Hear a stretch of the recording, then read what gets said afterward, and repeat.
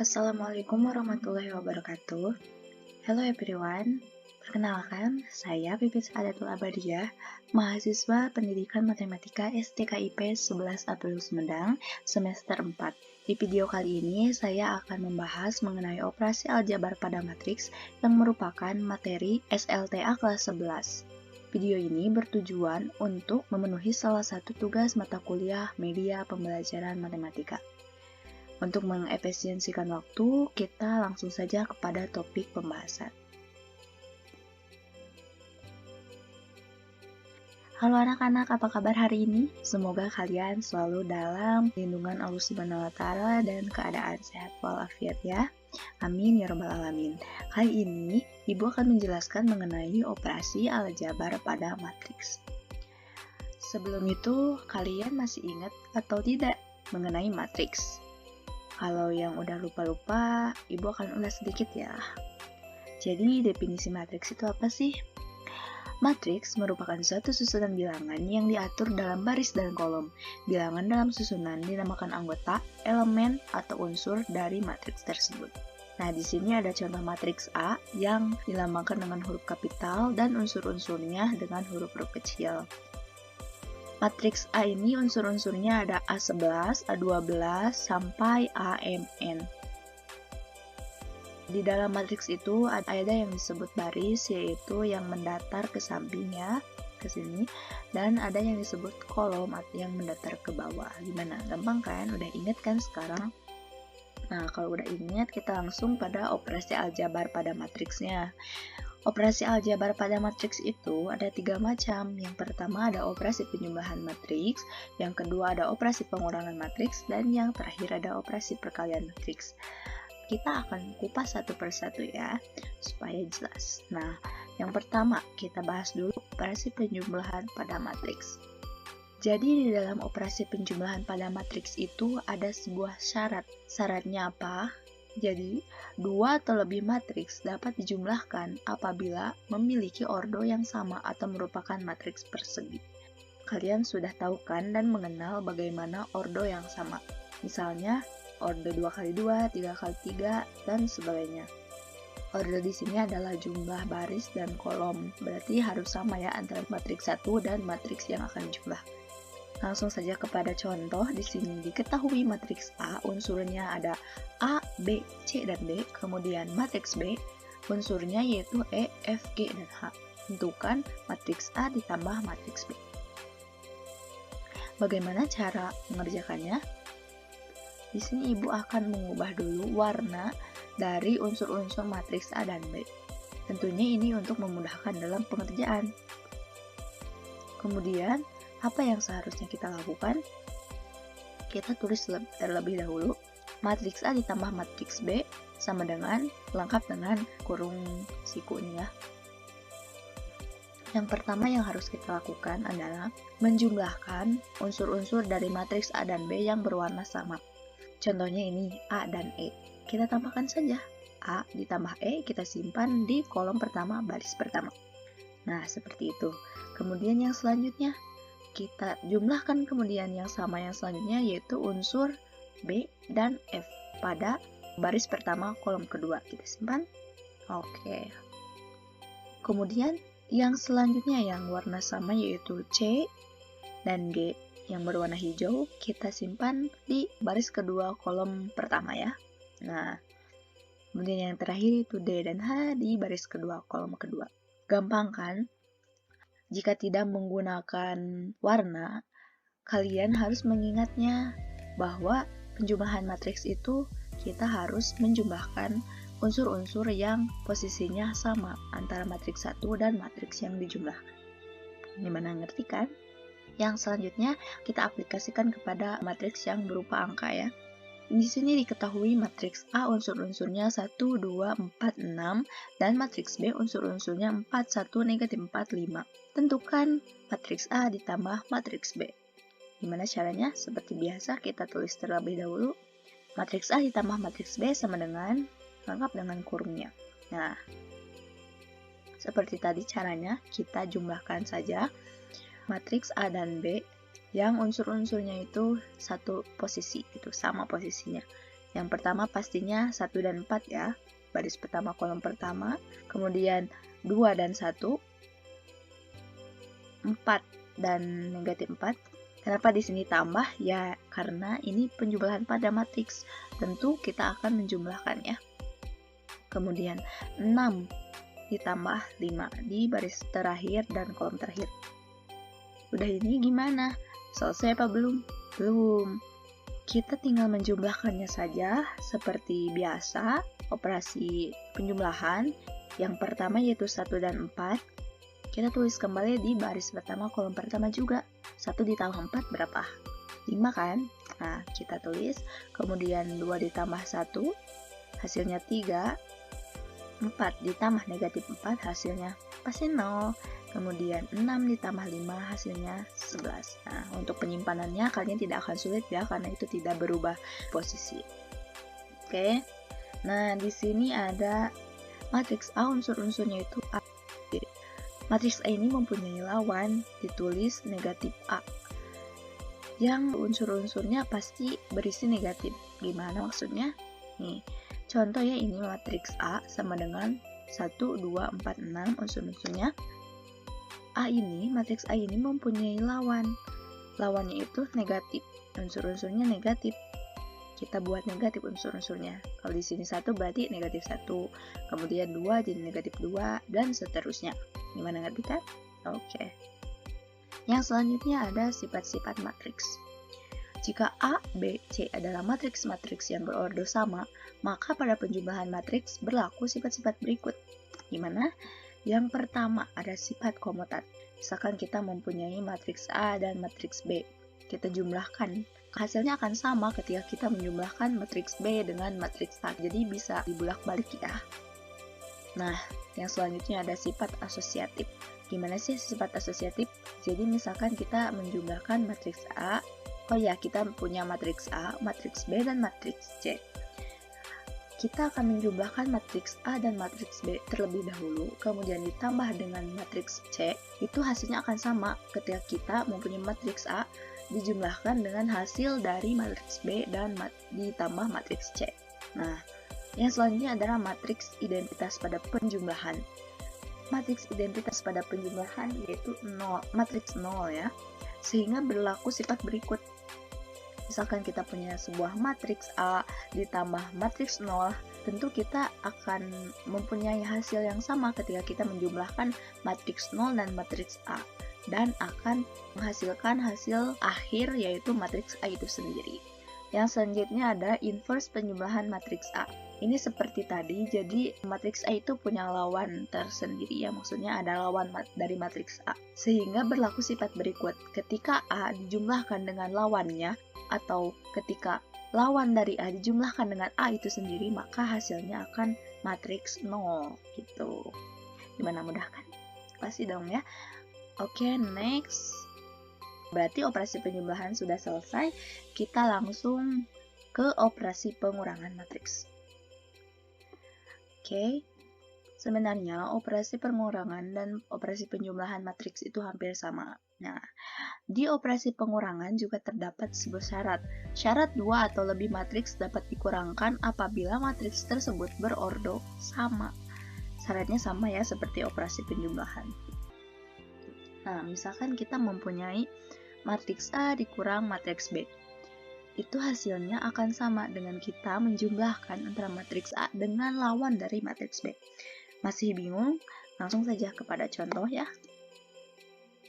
Diketahui matriks B unsurnya yaitu A, B, C, D, E, F, G, H, dan I, dan matriks C unsurnya yaitu J, K, L, M, N, O, P, Q, dan R. Tentukan matriks B dikurang matriks C. Gimana caranya? Seperti tadi ya, operasi pengurangan ini kita tinggal mengurangkan unsur-unsur matriks yang sama posisinya. Tuh. Di sini yang sama posisinya berarti A dikurang J, kita tulis di baris pertama kolom pertama seperti awal mulanya gitu ya. Kemudian yang selanjutnya yang sama itu B dikurang K. Kemudian C dikurang L, D dikurang M, E dikurang N, F dikurang O, G dikurang P, H dikurang Q, dan yang terakhir I dikurang R. Nah, mudah kan? Oke, kita langsung kepada matriks yang berupa angkanya. Diketahui matriks P sama dengan atau unsur-unsurnya ada negatif 7, 5, 3, 4, 8, 2, negatif 5, 1, dan 1. Dan matriks Q, yaitu unsur-unsurnya 1, 1, 2, negatif 4, 9, 3, 2, negatif 1, 6. Tentukan matriks P dikurang matriks Q. Caranya sama, kita tulis terlebih dahulu. Matriks P dikurang matriks Q sama dengan kita kurangkan unsur-unsur dari matriks P dan matriks Q yang satu posisi atau sama posisinya ya. Berarti yang pertama yaitu negatif 7 dikurang 1. Yang selanjutnya apa? Ya betul, 5 dikurang 1. Kemudian 3 dikurang 2. Kemudian yang selanjutnya 4 dikurang negatif 4. Kemudian 8 dikurang 9 ya. Nah, kemudian 2 dikurang 3, kemudian 5 dikurang 2, seterusnya 1 dikurang negatif 1, kemudian 1 dikurang negatif 6. Apakah ini sudah selesai? Tentunya belum, karena ada operasi yang belum kita selesaikan. Nah, kita tulis lagi. Matriks P dikurang Q sama dengan, kita tinggal jumlahkan saja. Negatif 7 dikurang 1. Hasilnya berapa? Kita simpan di posisi yang sama dan tidak berubah. Nah, berarti negatif 8, kemudian ada 5 dikurang 1 hasilnya 4, 3 dikurang 2 hasilnya 1, 4 dikurang negatif 4 berapa hasilnya? 8. Oke, 8 dikurang 1, 9 ya. Berapa? Negatif 1, kemudian seterusnya 2 dikurang 3, negatif 1, kemudian negatif 5 dikurang 2, negatif 7, 1 dikurang negatif 1, 2, oke, 1 dikurang 6, hasilnya negatif 5. Gimana? Mudah kan? Oke, next ya. Operasi pengurangan dan penjumlahan sudah. Kita akan beralih ke operasi perkalian matriks. Ini yang terakhir dari operasi aljabar matriks. Nah, jadi di operasi perkalian matriks itu ada dua ya. Yang pertama, ada perkalian matriks dengan skalar. Skalar itu bilangan real. Kemudian yang kedua ada perkalian matriks dengan matriks. Oke, kita akan bahas satu persatu. Yang pertama, ada perkalian matriks dengan bilangan real atau skalar ya. Gimana cara mengerjakannya? Oke, kita punya bilangan skalar K dikalikan matriks A, maka hasilnya kita akan menulis kembali K dengan matriks A-nya ini, matriks A-nya ya. Hasilnya itu pasti K ini, bilangan skalar K ini dikalikan dengan setiap unsur yang terdapat di dalam matriks A tersebut. Masih bingung? Langsung saja kepada contoh. Misalkan diketahui matriks P, unsur-unsurnya negatif 2, 3, 5, dan 1. Tentukan hasil perkalian matriks berikut. A, 3P, B, 1/2P. Caranya mudah. 3P, berarti bilangan skalarnya berapa? 3. Kita tulis lagi 3. Kemudian P sudah diketahui. Matriks P yaitu ini ya, yang unsur-unsurnya ini. Kita tulis lagi di sini. Oke. Kemudian kita kalikan 3 ini dengan seluruh unsur yang terdapat dalam matriks P ini. Yang pertama berarti 3 dikali negatif 2. Kita simpan di baris pertama, kolom pertama. Kemudian selanjutnya 3 dikali 3.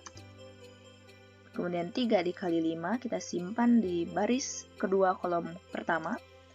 Yang selanjutnya yaitu di baris kedua, kolom kedua. Kita simpan 3 dikali 1.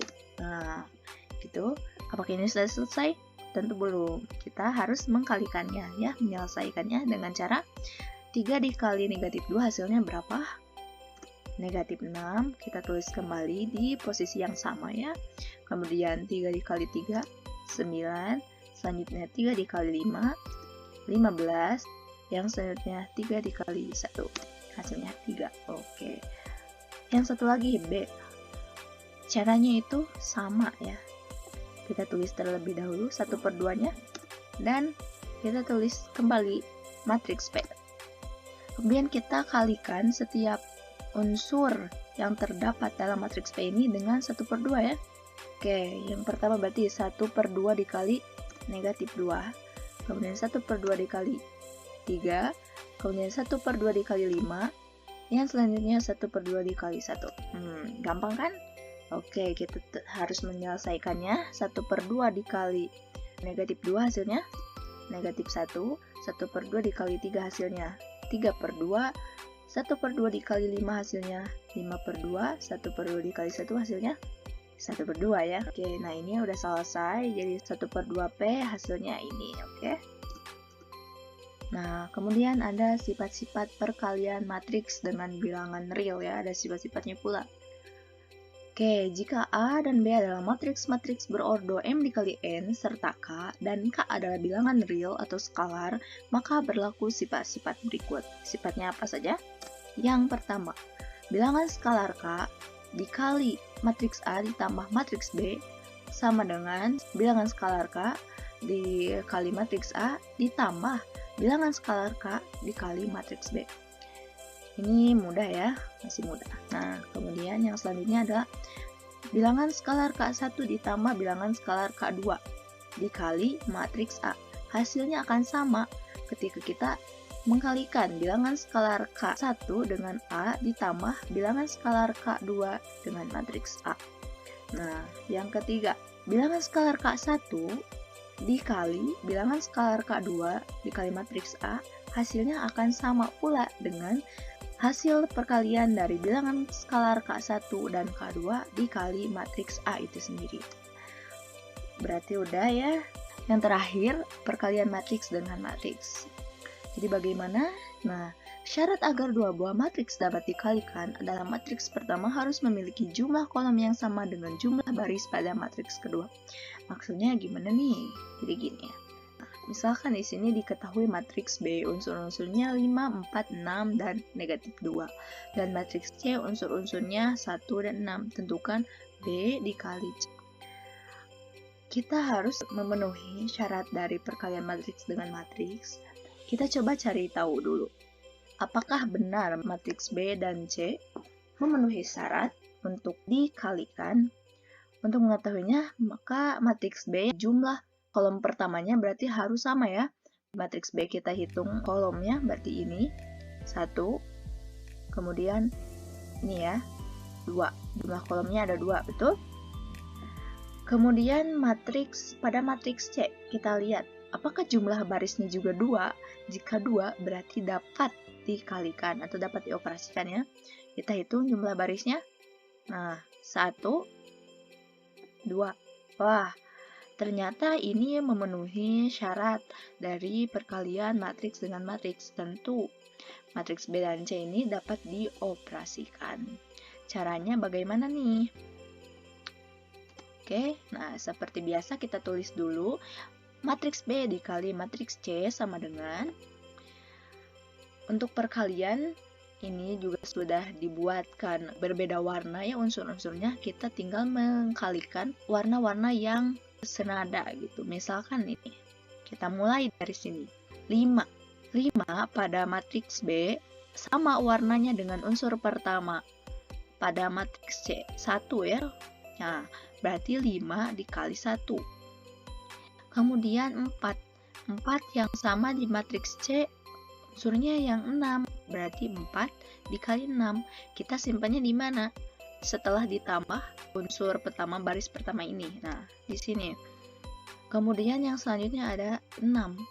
Yang serupa juga 1. Kita tulis lagi di baris kedua ya. Nah, kemudian ada negatif 2 sama dengan 6.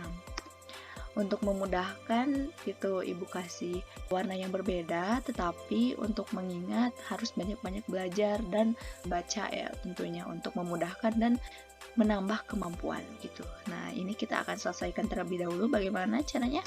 Oke, kita tulis lagi matriks B dikali C hasilnya. Kita tinggal kalikan saja. 5 dikali 1 berapa? 5 ditambah 4 dikali 6. Oke, 24. Yang selanjutnya 6 dikali 1. 6. Kemudian negatif 2 dikali 6, negatif 12. Nah, belum selesai, karena masih ada operasinya, yaitu pertambahan. Nah, 5 ditambah 24, hasilnya berapa? 29. Kemudian 6 ditambah negatif 12, hasilnya negatif 6. Kalian harus ingat bahwa perkalian dari matriks dengan matriks itu konsepnya adalah mengalikan baris dengan kolom ya. Oke, yang selanjutnya ada sifat-sifat perkalian matriks. Apa aja nih? Jika matriks A, B, C telah memenuhi syarat perkalian matriks, maka berlaku sifat-sifat berikut. Apa aja sifatnya? Pertama, sifat asosiatif.